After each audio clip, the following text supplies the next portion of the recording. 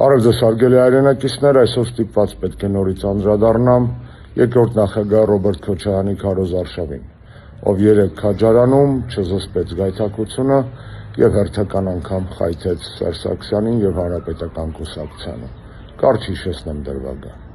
Պարոն Քոչարյան, դուք չգիտեմ ինչպես կընդունեք դա։ Իշխանությունը հանձնելով Սերժ Սարգսյանին դուք չեք ընդունում ձեր կյանքի ամենամեծ սխալը։ Հարգելի պարոն երկրորդ նախագահ, սա էլ արդեն որերորդ անգամն է քարոզարշավի ընթացքում դուք Նիկոլ Փաշինյանից բացի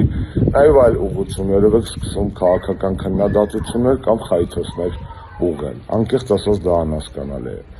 Ձեր ֆիլմում դա արեցիք, ձայն չհանեցինք, ասացին քարոզարշավ է թող անցնի գնա չխանգարենք իրար եւ այլն։ Հետո մայրի մոտ հարցազրույցում խայթեցիք մեզ, էլի ձայն չհանեցինք, հիմա էլ երեք Քաջարանում։ Անկեղծ ասեմ, եւ մեր համբերությունը եւ քարոզարշավի օրերը սպառվում են, հատում են։ Եվ ձեզ կխնդրեմ, կհորդորեմ այս օրերի ընթացքում հեռու մնալ Հանրապետական կուսակցությունից, Սերժ Սարգսյանից, ուղղել ձեր բոլոր ջանքերը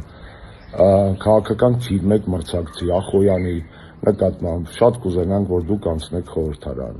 եւ ընդդիմությունը այև մեր աջակցությամբ տարբեր քաղաքական եւ հասարակական ուղղություններով կարողանա միասին հաղթել Նիկոլ Փաշինյանին։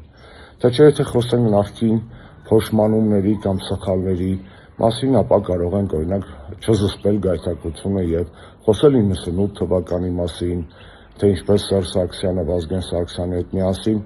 ձեզ նախագահ դարձրեցին։ Կարող ենք խոսել 2003 թվականի մասին,